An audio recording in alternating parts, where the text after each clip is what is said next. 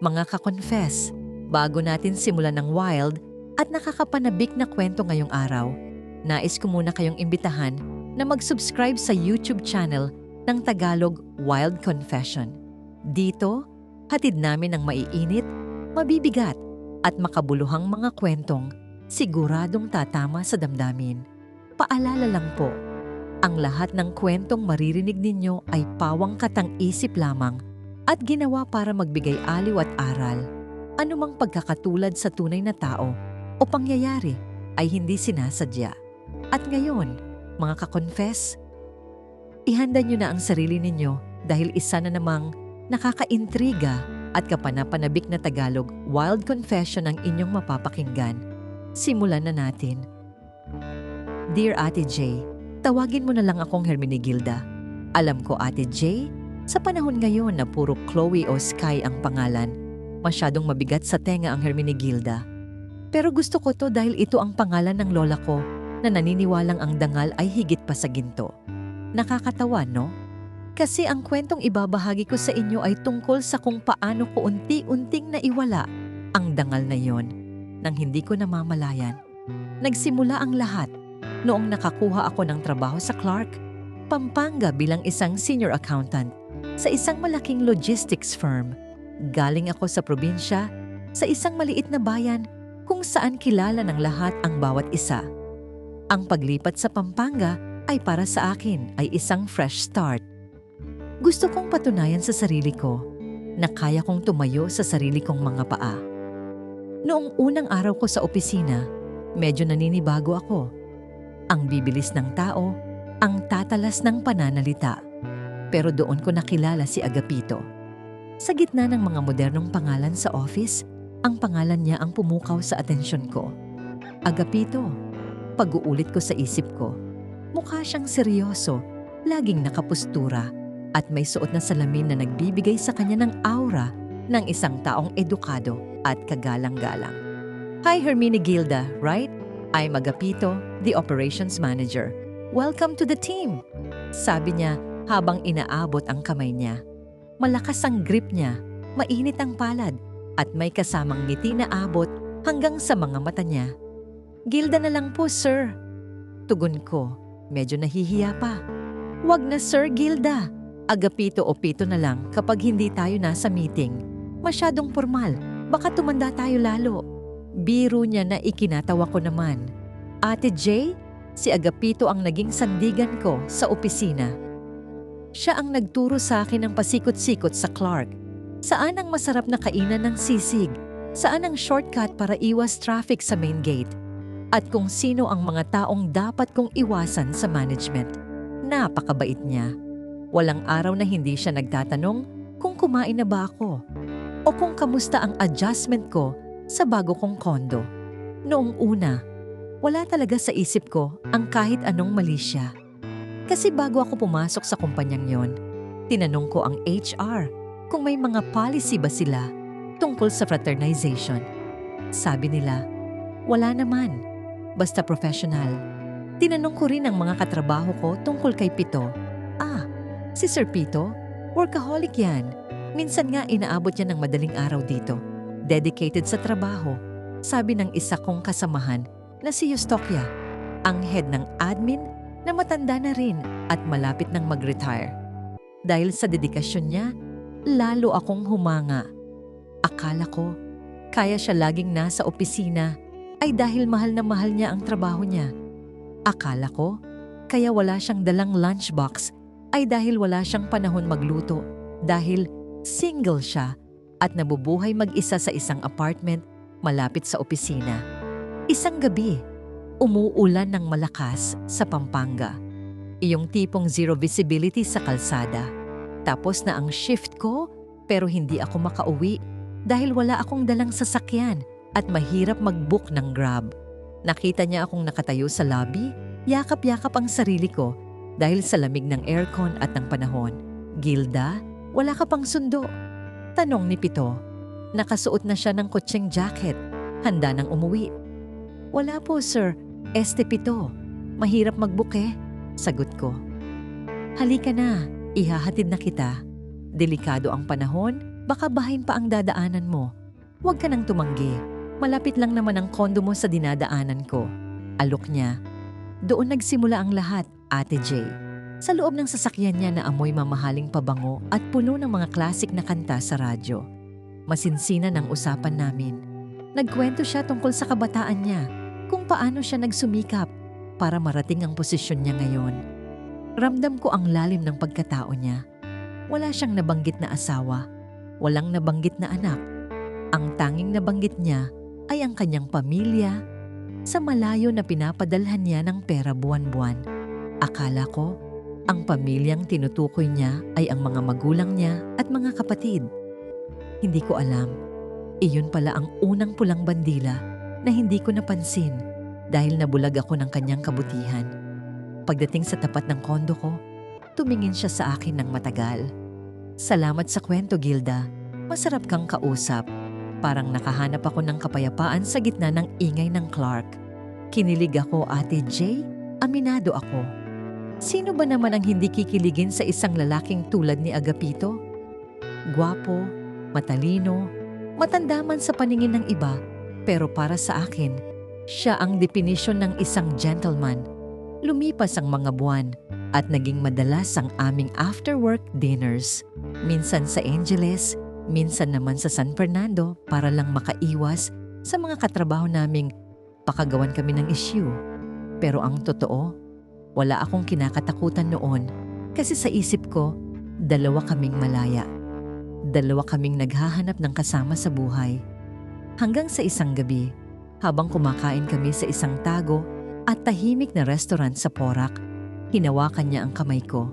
Gilda, alam kong mabilis ang lahat, pero gusto kong malaman mo na mahalaga ka sa akin. Higit pa sa isang katrabaho. Pag-amin niya, tumibok ng mabilis ang puso ko. Pero Pito, paano ang trabaho natin? Kaya nating gawa ng paraan yan. Ang mahalaga, tayo. Ang mahalaga, masaya tayo. Sagot niya. Umuwi ako noong gabing yon na punong-puno ng pag-asa. Sa wakas, nahanap ko na ang lalaking mag-aalaga sa akin dito, sa Pampanga. Ang lalaking laging nandyan kapag kailangan ko ng tulong sa Excel. Ang lalaking laging nagdadala ng paborito kong kape sa umaga. At ang lalaking akala ko ay magiging katuwang ko sa pagbuo ng pangarap. Pero Ate Jay, sabi nga nila, ang pinakamasarap na simula ay madalas nagtatago ng pinakamapait na katotohanan. Isang Sabado ng umaga, habang namamasyal ako sa isang mall sa Clark para mamili ng grocery, may nakita akong hindi ko dapat nakita. Nakita ko si Agapito. Hindi siya mag-isa. May kasama siyang babae na nasa edad niya rin at dalawang bata na tumatakbo patungo sa kanya habang tinatawag siyang Papa. Nagtago ako sa likod ng isang malaking display ng damit. Nanlamig ang buong katawan ko. Ang Agapitong kilala ko na workaholic at single ay masayang masaya habang binubuhat ang isang batang babae at hinahalikan sa noo ang babaeng kasama niya. Para akong binuhusan ng nagyayelong tubig. Gusto kong sumigaw, gusto kong lumapit at sampalin siya.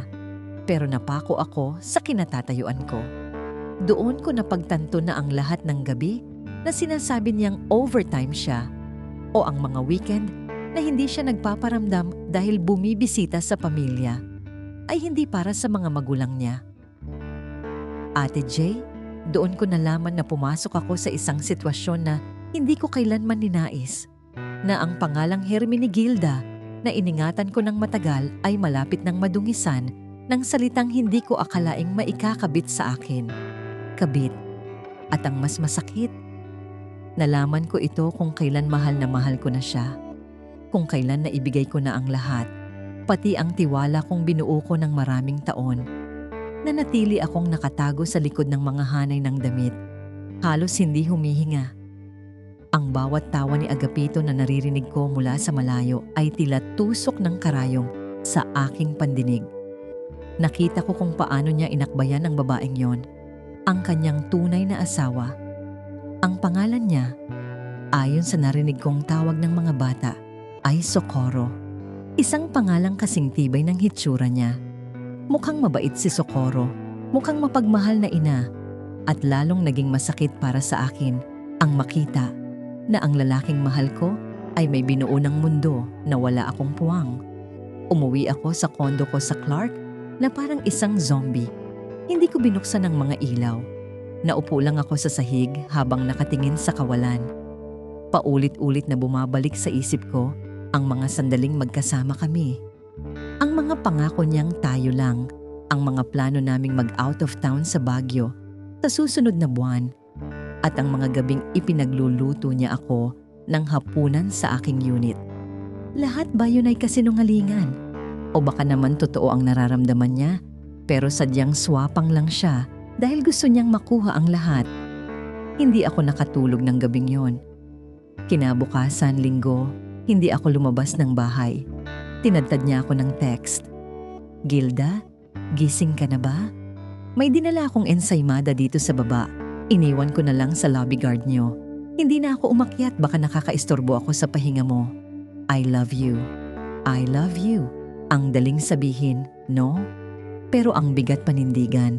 Gusto ko siyang replyan ng, "Sino si Socorro?" O kaya, "Kamusta ang mga anak mo?" Pero nananaig ang takot sa puso ko. Takot na kapag nalaman niyang alam ko na, baka tuluyan siyang mawala. O mas malala, baka aminin niyang totoo ang lahat at kailangan ko nang magdesisyon kung lalayo ako o mananatili. Lunes ng umaga, pumasok ako sa opisina na may makapal na makeup para itago ang eye bags ko. Sinubukan kong maging normal. Pero bawat sulyap ko sa pinto ng opisina ni Agapito, kumakaba ang dibdib ko. Bandang 10:00, tinawag niya ako sa loob ng kanyang room. "Gilda, may problema ba sa report ng logistics for last month? Bakit parang ang tamlay mo yata?" Tanong niya. Bakas ang pag-aalala sa boses. Lumapit siya sa akin at tinangkang hawakan ang balikat ko. Agad akong lumayo. Isang hakbang pabalik. Doon ko nakita ang pagkabigla sa kanyang mga mata. "Pito, kailangan nating mag-usap. Hindi tungkol sa trabaho." Diretsahan kong sabi. Ramdam ko ang panginginig ng boses ko, pero pinilit kong maging matatag. "Ano yun, Gilda? May nagawa ba akong mali? Galit ka ba dahil hindi ako nakasama sa'yo noong Sabado? Sabi ko naman sa'yo, kailangan kong pumunta sa probinsya para ayusin ang lupa ng mga magulang ko." Paliwanag niya. Ang galing. Ang daling lumabas ng mga salitang probinsya at lupa sa bibig niya. "Nakita kita sa mall noong Sabado, Pito. Sa Clark Parade Grounds banda. Kasama mo ang asawa mo at ang 2 mong anak." Sabi ko ng direkta sa kanyang mga mata. Natahimik ang buong silid. Ang aircon na kanina ay malamig ay tila naging suffocating. Nakita ko kung paano nagbago ang ekspresyon ng mukha ni Agapito. Mula sa pagiging mapag-alala, naging blanko ito, hanggang sa napalitan ng lungkot at pagsisisi. Huminga siya ng malalim at naupo sa kanyang swivel chair. Hinubad niya ang kanyang salamin at hinilot ang kanyang sentido. "Gilda, pasensya na. Hindi ko ginustong malaman mo ng ganito." Simula niya. "Hindi mo ginustong malaman ko? O hindi mo talaga balak ipaalam sa akin habang buhay?" "Pito, naging tapat ako sa'yo. Akala ko pareho tayong nagsisimula ng bago. Pero ginawa mo akong kabit. Ginawa mo akong kasangkapan sa pagtataksil mo sa pamilya mo." Pagsigaw ko ng mahina, ayaw kong makarinig ang mga tao sa labas. Tumayo siya at nilapitan ako. Sa pagkakataong ito ay hindi na ako nakaiwas nang hawakan niya ang aking mga kamay. "Makinig ka muna, Gilda. Totoo, may asawa ako. Si Socorro. Pero matagal na kaming walang intimacy. Magkasama lang kami sa bahay para sa mga bata. Ayaw kong lumaki ang mga anak ko na wasak ang pamilya. Pero nang dumating ka, naramdaman ko ulit na buhay ako. Na hindi lang ako isang provider, kundi isang lalaking minamahal. Ang lumana ng linyang yan, Pito, magkasama para sa mga bata. Walang intimacy? Kung ganoon, bakit ang saya-saya nyo noong Sabado? Bakit parang wala kayong problema?" Sabi ko habang tumutulo na ang mga luha ko. "Dahil kailangan, Gilda, para sa mga bata. Pero ikaw ang mahal ko. Ikaw ang gusto kong makasama sa huling bahagi ng buhay ko. Hindi ko kayang mawala ka. Handa akong gawin ang lahat. Huwag mo lang akong iwan. Pagsusumamo niya, doon ako lalong naguluhan. Ate Jay. Sa halip na magalit ako ng husto at talikuran siya, naramdaman ko ang isang bahagi ng puso ko na gustong maniwala. Isang bahagi na nagsasabing, baka nga totoo siya. Baka nga siya ang biktima ng isang malamig na pagsasama.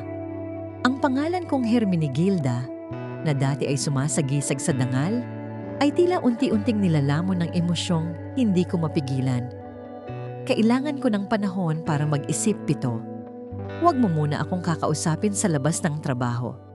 Sabi ko bago ako mabilis na lumabas ng opisina niya. Pagbalik ko sa table ko, nakita ko ang tingin sa akin ni Eustokia, ang matandang admin head. Lumapit siya sa akin at nagkunwaring may itatanong tungkol sa payroll. Gilda, iha, bulong niya. Matagal na ako dito sa kumpanyang ito. Marami na akong nakitang dumaan at umalis. Si Sir Pito mo, mabait na tao yan. Pero tandaan mo, ang lalaking hindi kayang panindigan ng unang sumpa, mahihirapan ding panindigan ng susunod. Hindi ako nakasagot. Alam ni Eustokia. Alam ba ng lahat? O baka naman ako lang ang huling nakakaalam? Naging impyerno ang mga sumunod na araw. Sa opisina, professional kami. Pero sa tuwing magtatagpo ang mga mata namin, naroon ang pakiusap. Isang gabi, pag-uwi ko sa kondo, nakita ko siyang naghihintay sa labas ng pinto ko. Basang-basa siya ng ulan, walang payong, at mukhang hapo na hapo. Anong ginagawa mo dito, Pito? Sabi ko, wag mo akong kakausapin. Sabi ko, bagaman sa loob-loob ko ay gusto ko siyang yakapin. Hindi ko kaya, Gilda. Nag-away kami ni Socorro. Nalaman niya na may iba ako. Hindi ko sinabi kung sino. Pero alam niyang hindi na ako ang dating Pito. Pinalayas niya ako. Pagsisinungaling niya, o baka naman totoo. Pinatuloy ko siya. Pinatuyo ko ang kanyang buhok. Binigyan ko siya ng damit na naiwan niya noon. At doon, sa gitna ng katahimikan ng gabi sa Clark, nangyari ang hindi dapat mangyari. Sa kabila ng lahat ng alam ko, sa kabila ng sakit, hinayaan ko siyang angkinin ako muli. Sa sandaling iyon, kinalimutan ko si Socorro, kinalimutan ko ang mga bata, kinalimutan ko ang dangal ko. Pero paggising ko kinaumagahan, wala na siya sa tabi ko. May iniwan lang siyang note. Kailangan kong bumalik para ayusin ang lahat. Magtiwala ka lang sa akin, Gilda. Magiging atin din ang mundo. Lumipas ang 1 linggo, 2 linggo, hindi siya nagparamdam. Sa opisina, balitang-balita na nag-leave siya. Sabi ng iba, nagbakasyon daw sila ng pamilya niya sa Boracay para mag-celebrate ng wedding anniversary nila. Doon ako natauhan. Ang sinabi niyang pinalayas, siya ay isa lamang palabas para makuha ang simpatya ko at makuha ang gusto niya sa akin bago siya bumalik sa kanyang legal na asawa. Ang sakit, Ate Jay. Ang sakit-sakit na ginamit ang kahinaan ko para lang sa pansandali niyang aliw. Pero ang mas matinding pasabog ay dumating noong Martes ng hapon. Habang nag-aayos ako ng gamit para umuwi, may isang babaeng pumasok sa department namin. Eleganting manamit, maayos ang buhok, pero bakas ang galit sa mga mata. Si Socorro. Dire-diretso siyang naglakad patungo sa tabli ko. Ang lahat ng tao sa opisina ay natahimik. Ramdam ko ang paghinto ng mundo. Ikaw ba si Hermenegilda? Tanong niya sa isang mahinahong boses na mas nakakatakot kaysa sa pasigaw. Oo po, bakit po? Panginginig kong tanong. Hindi siya sumagot ng pasalita. Sa halip, inilabas niya ang isang envelope at itinapon ito sa table ko. Kumalat ang mga litrato namin ni Pito. Mga litratong kuha sa tago noong kumakain kami sa Porac. Noong naglalakad kami sa mall at noong pumasok siya sa kondo ko. Akala mo ba hindi ko malalaman? Agapito is a good man, but he is a weak man. At ikaw, akala ko ba edukada ka? Senior accountant? Pero bakit parang hindi mo alam ang pagkakaiba ng single sa pamilyado? Lahat ng mata ay nakatingin sa akin. Si Eustokia ay napailing na lang. Ang mga katrabaho ko na dati ay ngumingiti sa akin ay nagsimulang magbulungan. Wala akong alam noong una, ma'am. Depensa ko. Bagaman alam kong wala na itong saysay. Pero noong nalaman mo, tumigil ka ba? Hindi, di ba? Mas lalo mo pa siyang pinatuloy.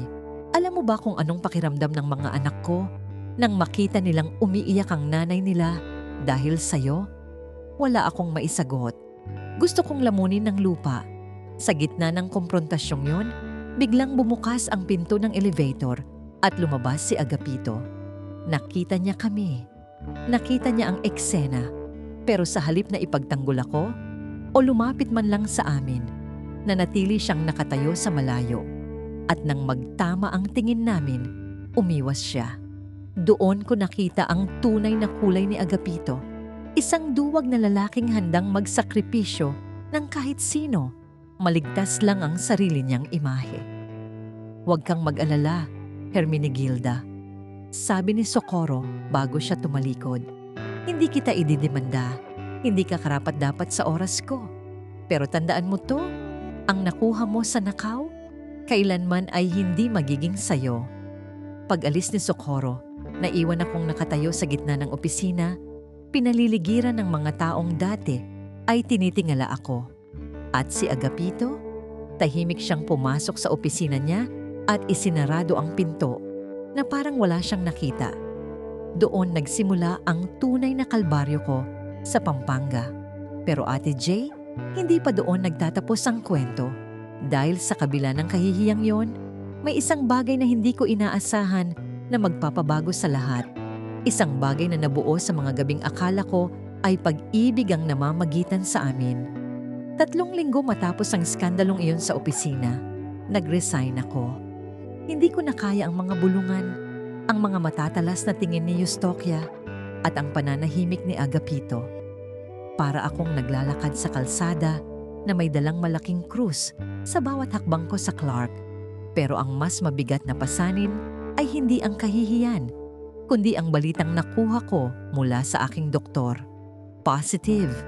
Buntis ako. Ang anak na nabuo sa gitna ng kasinungalingan ay naging dahilan para lalo akong manghina. Gusto kong sumigaw, gusto kong bumalik kay Agapito at sabihing, "Hayop ka, panindigan mo to." Pero naaalala ko ang hitsura ni Socorro at ang mga bata. Naalala ko ang pananahimik ni Pito noong pinapahiya ako sa harap ng lahat. Alam kong kapag bumalik ako sa kanya, mas lalo lang akong malulubog sa kumunoy na ako rin naman ang pumayag na pasukin. Isang gabi, bago ako tuluyang umalis ng Pampanga para bumalik sa probinsya namin, nakatanggap ako ng tawag mula sa isang hindi kilalang numero. Sinagot ko ito at ang boses ni Agapito ang narinig ko. "Gilda, balita ko nag-resign ka na. Nasaan ka? Gusto kitang makita." Mahina niyang sabi, parang natatakot na may makarinig. "Para saan, Papito? Para saktan ako ulit? Para ipamukha sa akin na hinding-hindi mo ako kayang panindigan?" Tugon ko habang humihagulgol. "Ayusin natin to. Magrenta tayo ng bahay sa malayo, sa Subic o sa Bataan. Susustentuhan kita. Hindi kita pababayaan, Gilda. Mahal na mahal kita." Pangako niya. Ang parehong pangako na narinig ko na noon. Doon ako natauhan. Ang inaalok niya sa akin ay hindi buhay na may dangal, kundi isang buhay na habang buhay na nakatago. Gusto niya akong gawing anino?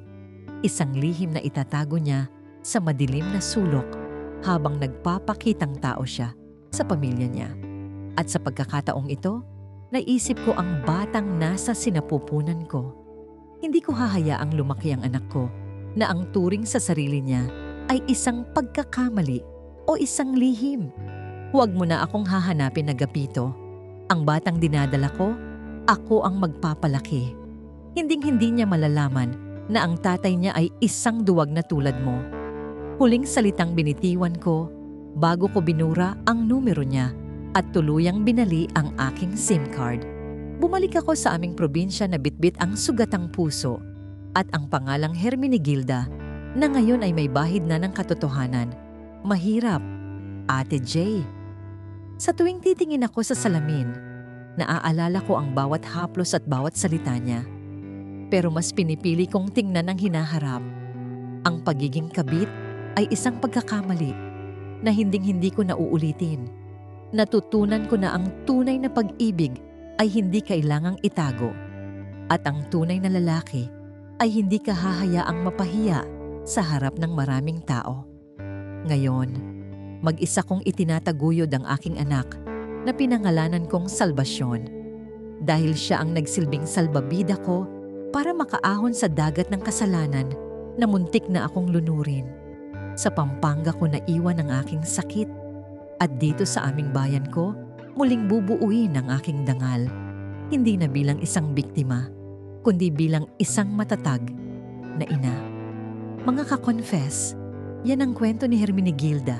Isang paalala na ang bawat desisyon natin sa buhay ay may katumbas na pananagutan at ang pag-ibig na nakatayo sa pundasyon ng kasinungalingan ay kailanman hindi magtatagumpay.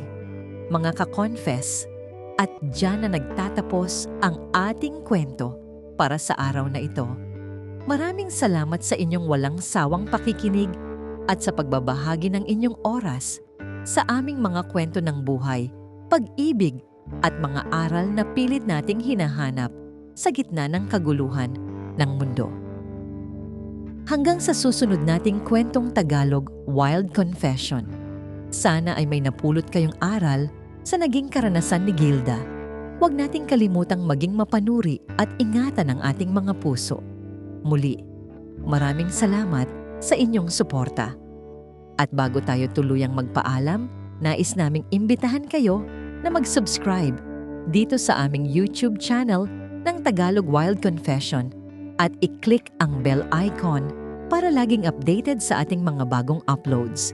Huwag niyo ring kalimutang i-follow at i-like ang aming Facebook page na Tagalog Wild Confession para sa mas marami pang updates at mga kwentong tiyak na kapupulutan ninyo ng aral at aliw.